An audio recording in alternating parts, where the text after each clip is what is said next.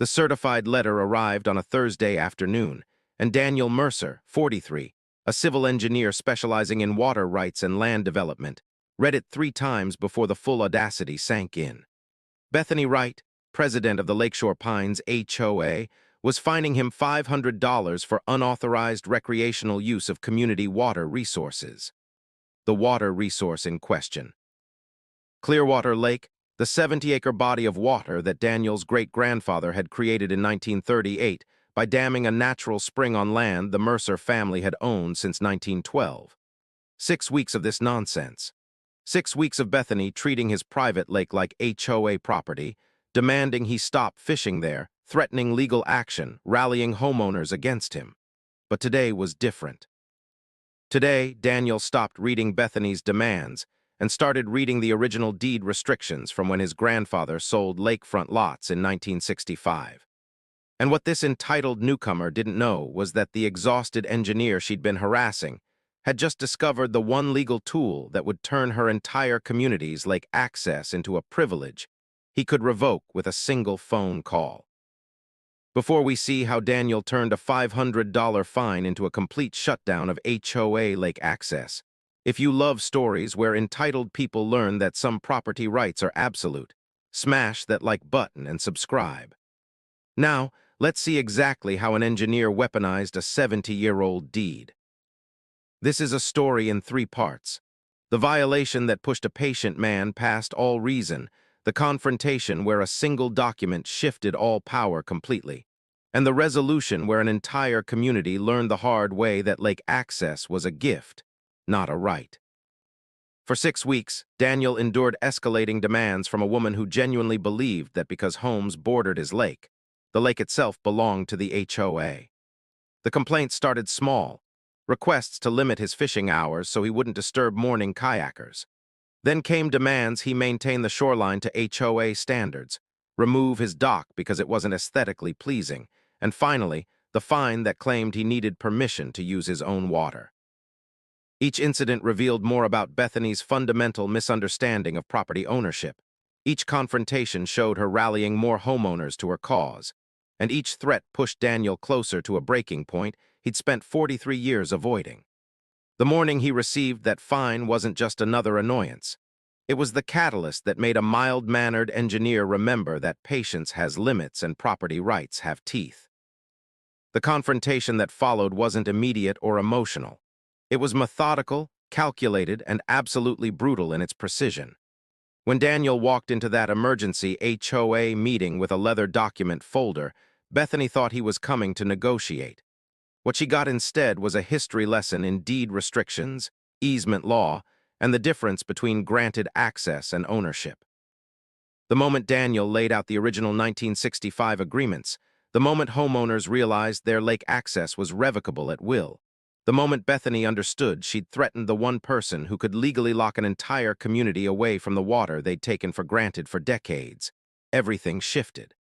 Power doesn't always announce itself with volume.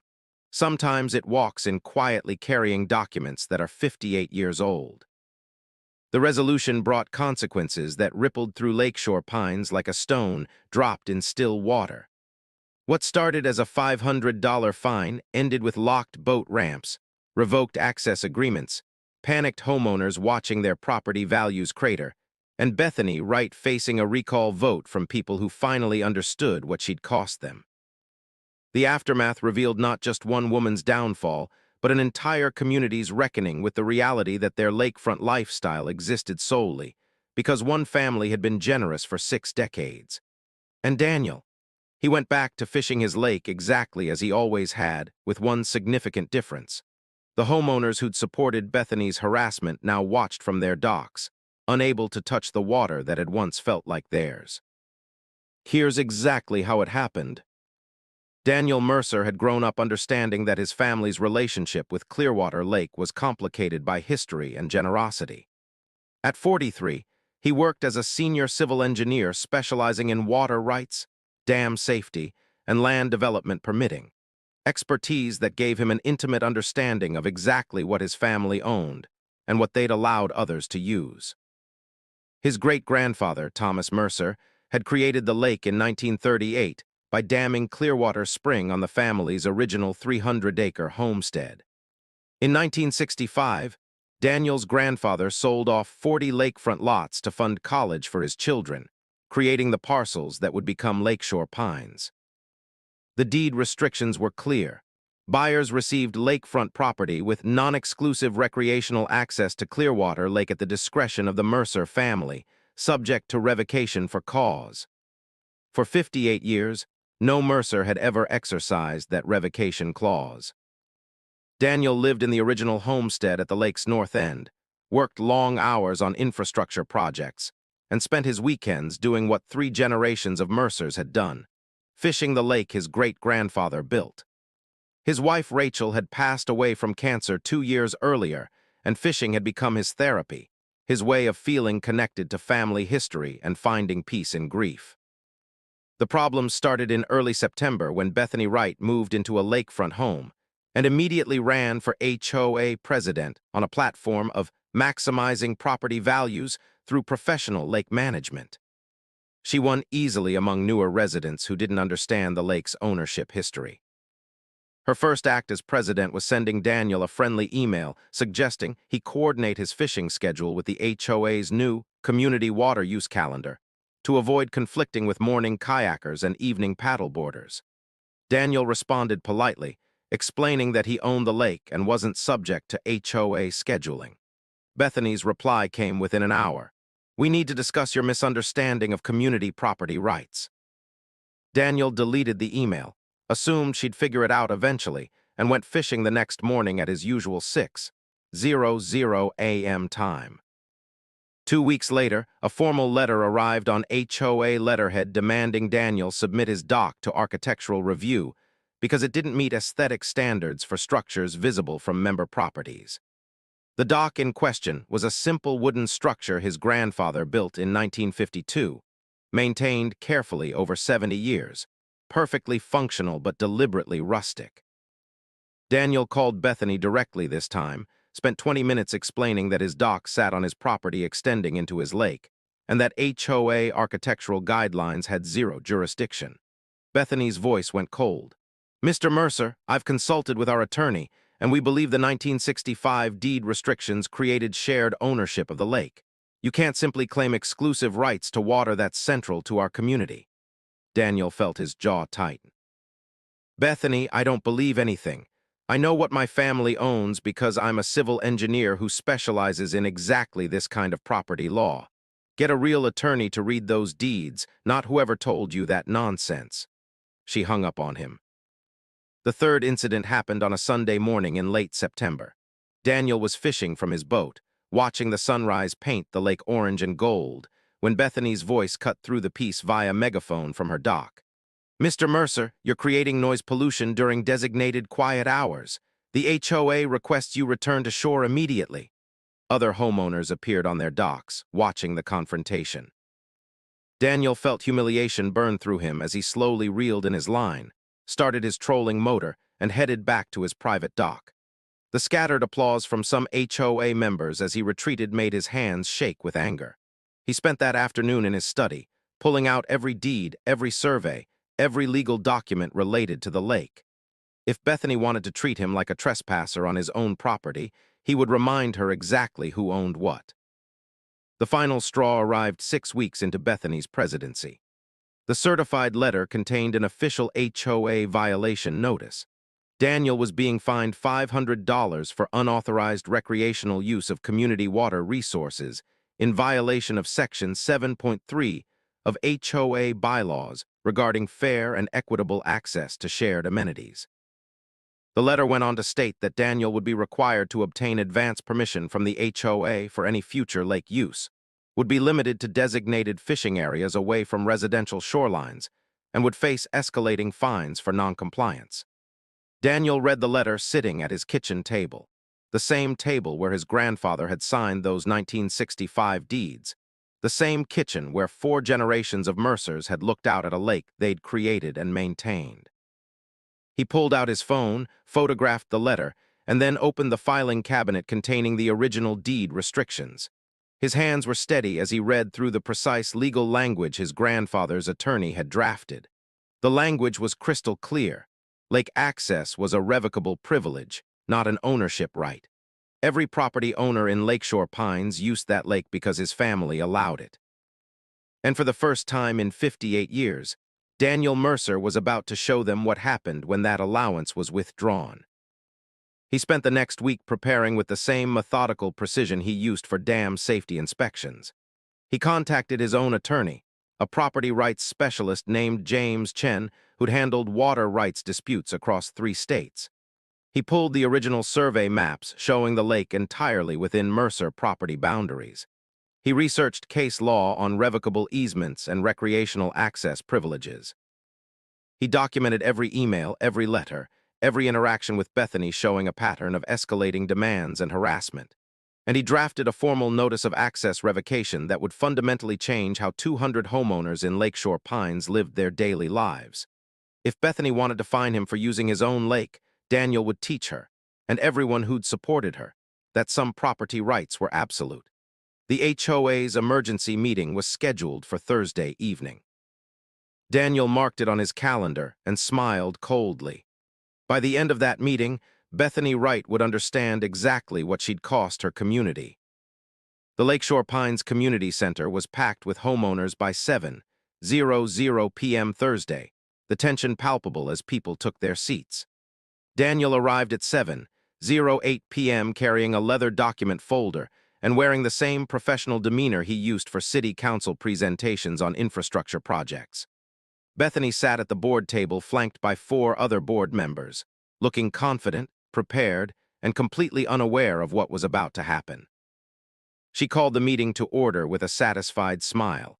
Before we address other business, I want to acknowledge that we're making progress on the lake access dispute. Mr. Mercer has requested time to address the board, which I'm taking as a positive sign that he's ready to work within community guidelines. Daniel nodded politely, took his place at the front of the room, and set his folder on the podium. Thank you, Bethany. I appreciate the opportunity to clarify some misunderstandings about Clearwater Lake. He opened the folder and pulled out the first document, a survey map from 1938 showing the original Mercer homestead before the lake existed. This is my great-grandfather's property as it was in 1937, 300 acres of pasture and timber, with Clearwater Spring running through the northeast corner. He placed a second map beside it.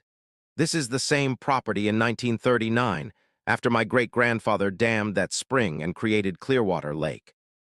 70 acres of water, entirely within property he owned. A murmur went through the crowd. Daniel continued calmly. In 1965, my grandfather sold 40 lakefront lots to fund his children's education. These sales created what would become Lakeshore Pines. Now, Bethany has suggested that these sales somehow created shared ownership of the lake itself. Let me read you the exact language from those 1965 deeds. He pulled out a certified copy, his voice clear and precise. Property includes non-exclusive recreational access to Clearwater Lake at the discretion of the Mercer family, subject to revocation for cause or at will upon 90 days written notice. Lake ownership remains solely with grantor. Bethany's confidence wavered. That's outdated language. Modern property law recognizes. Daniel cut her off with a raised hand, his engineer's precision turning sharp. Bethany Ann Wright, age 49, you moved to 847 Lakeshore Drive 4 months ago from Seattle, where you practiced real estate law for a firm that specialized in commercial leasing. You have no background in property rights, water law, or deed restrictions. Your HOA attorney, assuming you actually consulted one, either didn't read these deeds carefully or didn't explain them properly. He turned to address the full room. Every single homeowner in this development has lake access because my family has allowed it for 58 years. Not because you own it. Not because some HOA bylaw grants it. Because my grandfather was a generous man who wanted his neighbors to enjoy the water he'd created. A man in the third row stood up, his face red. You can't just take away our lake access. Our property values are built on lakefront living. Daniel nodded slowly.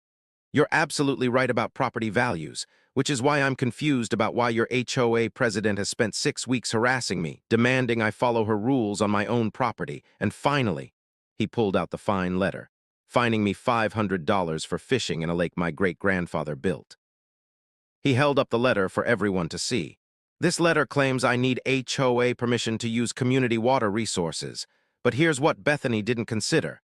If this is a community water resource, then I have every legal right to revoke community access to my private property. The room went completely silent.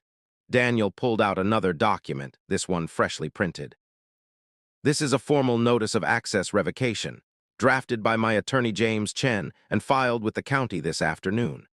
Effective 90 days from today, all recreational access to Clearwater Lake by Lakeshore Pines residents is hereby revoked.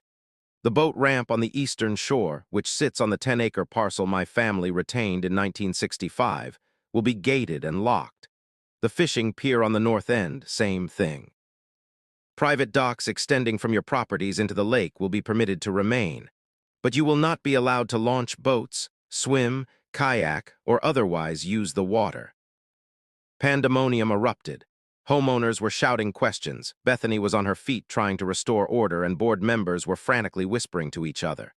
Daniel waited, letting the chaos build before speaking again. His voice cut through the noise like a blade. I didn't want this. For 6 weeks, I tried to explain to Bethany that she had no authority over my property. I tried to be patient, tried to be reasonable, tried to be a good neighbor. She responded by treating me like a trespasser on my own land, by rallying you against me, by fining me for fishing in water my family created. He looked directly at Bethany. You wanted to play property rights games with someone whose family has owned this land for over a century.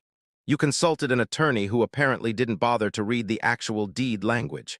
You fined me for using my own lake. Now you're going to learn what happens when you threaten someone who actually understands water rights law. Bethany found her voice, but it shook. You can't do this. The economic impact alone, Daniel interrupted coldly. I can do exactly this. Those deed restrictions were carefully drafted to protect my family's ownership while allowing neighbor access as a courtesy. You turned that courtesy into a weapon against me. Now the courtesy is withdrawn. A woman near the front stood, her voice desperate. What would it take for you to reconsider? We'll rescind the fine. We'll apologize. Daniel looked at her, then back at Bethany. I want Bethany Wright to resign as HOA president immediately. I want a formal written apology from the HOA board acknowledging that the lake is private property. I want every resident to receive corrected deed information clarifying that lake access is a revocable privilege. And I want a guarantee that no HOA authority will ever again attempt to regulate my use of my own property. He paused. If those things happen within 30 days, I'll consider maintaining current access arrangements. If they don't, the locks go on the boat ramp in 90 days, and you'll all spend the rest of your lives staring at water you can't touch. Bethany's face had gone pale. A board member beside her, an older man named Frank, spoke up. Bethany, I think we need to discuss this in executive session. Bethany shook her head stubbornly. We're not giving in to threats, Frank's voice hardened. You assured us that your attorney said we had a case. Did your attorney actually review the original deeds? Bethany's silence was answer enough. Frank turned to Daniel. Mr. Mercer, can you give us 72 hours to formally respond? Daniel gathered his documents. You have until November 10th at 5:00 p.m. After that, my attorney proceeds with the revocation notice as filed. He walked toward the door, stopped, and looked back at the room full of frightened homeowners. I've been generous for 43 years because my grandfather taught me that property rights come with community responsibility, but responsibility works both ways. You elected someone who decided to harass me rather than work with me. Now you'll all live with the consequences of that choice. He left the community center, walked to his truck, and sat there for a moment listening to the muffled shouting from inside. His hands were shaking, not with anger anymore, but with the weight of what he'd just done. Then he drove home, poured himself 2 fingers of whiskey, and sat on his dock looking at the lake his great-grandfather built. The water was perfectly still, reflecting stars that had watched over this land for generations. Daniel raised his glass in a silent toast to his grandfather, the man who'd trusted neighbors to respect what they'd been given. Tomorrow would tell him if that trust had been irreversibly broken. The call came at 9:00 a.m. the next morning. Frank Henderson, the board member who'd questioned Bethany during the meeting, asked if he could meet Daniel privately. They sat at Daniel's kitchen table at 10:00 a.m., Frank looking exhausted and defeated. Bethany resigned at midnight, Frank said without preamble. She sent an email to the entire board. We held an emergency call at 2:00 a.m. and I've been elected interim president. He pulled out a folder of his own. I've been on this board for 12 years and I've been a resident since 1973. I remember your grandfather, Daniel. He was at my wedding. He helped my father when our dock was damaged in the storm of 1985. I should have stopped this weeks ago, but Bethany was so confident, so certain she was right. Frank's voice cracked. I'm here to beg you not to lock us out of that lake, please. Daniel poured coffee for both of them, took his time adding cream. Tell me what happened after I left. Frank sighed. 3 homeowners who are attorneys stayed after and reviewed the deed restrictions you showed us. Every single one confirmed you're on solid legal ground. One of them called an expert in water rights who said this is the cleanest case of revocable easement he's seen. Then people started calculating what losing lake access would do to property values. Conservative estimates put it at 30 to 40% loss. Homes that are worth $700,000 now would be worth $450, maybe less. He rubbed his face. We have residents who are planning to retire on the equity in their homes. We have people who just bought in the last 2 years who would be underwater on their mortgages. Bethany's arrogance didn't just irritate you. She destroyed millions of dollars in community wealth. Daniel let that sit between them. I didn't want this, Frank. I wanted to fish in peace. I wanted to maintain my dock without HOA approval. I wanted to be left alone on property my family has owned since before any of these homes existed. Frank nodded. I know, and I'm here to meet your demands. We'll issue the formal apology. We'll send corrected deed information to every resident, and we'll put in writing that HOA authority stops at your property line. He paused. But I'm also here to ask for something more. Not for Bethany. She's moving out, already listed her house. But for everyone else. For the people who didn't support her, who didn't even know what she was doing until it was too late. He pulled out a document. I'm proposing we formalize the lake access arrangement in a way that protects both you and the community. Daniel read the proposal carefully. It was a new easement agreement, professionally drafted, that granted Lakeshore Pines residents recreational lake access in exchange for several provisions. An annual maintenance fee paid to Daniel to cover his costs for managing the boat ramp and common areas, an acknowledgement that Daniel retained absolute control over the lake and could revoke access for violations, a prohibition against any HOA regulation of Daniel's property or water use, and a requirement that all new residents receive education about the lake's ownership history. Who drafted this? Daniel asked. Frank managed a small smile. My daughter. She's a property attorney in Portland. I called her at midnight and she worked on it until 6:00 a.m. Daniel read through it twice more, finding it remarkably fair. What's the maintenance fee? Frank looked nervous. We're proposing $5,000 annually, adjusted for inflation. It covers your property taxes on the retained acreage with the boat ramp, plus compensation for managing access. Daniel set down the document and looked out his kitchen window at the lake. Rachel had loved sitting on the back porch watching kayakers in the evening, had always said the lake felt more alive when neighbors enjoyed it. He could almost hear her voice telling him that punishing 200 families for one woman's arrogance wasn't justice. It was just vindictiveness. I'll agree to this, Daniel said slowly, with 2 additions. First, there's a clause that if the HOA ever attempts to regulate my property again, access revokes permanently with no appeal. Second, I want a plaque at the boat ramp explaining the lake's history. My great-grandfather's name, the date the lake was created, and a clear statement that access exists through Mercer family permission. Frank was nodding before Daniel finished. Done. Both of those. Anything else? Daniel thought for a moment. The annual fee goes into a trust fund for lake ecosystem management. I'll administer it, but it gets used for water quality testing, fish stocking, shoreline restoration. If I'm accepting money from the community, it goes back into maintaining what my great-grandfather created. Frank's eyes filled with tears. Your grandfather would be proud of you. The formal agreement signing happened 2 weeks later in the same community center where Daniel had dropped his bombshell. This time, the atmosphere was completely different.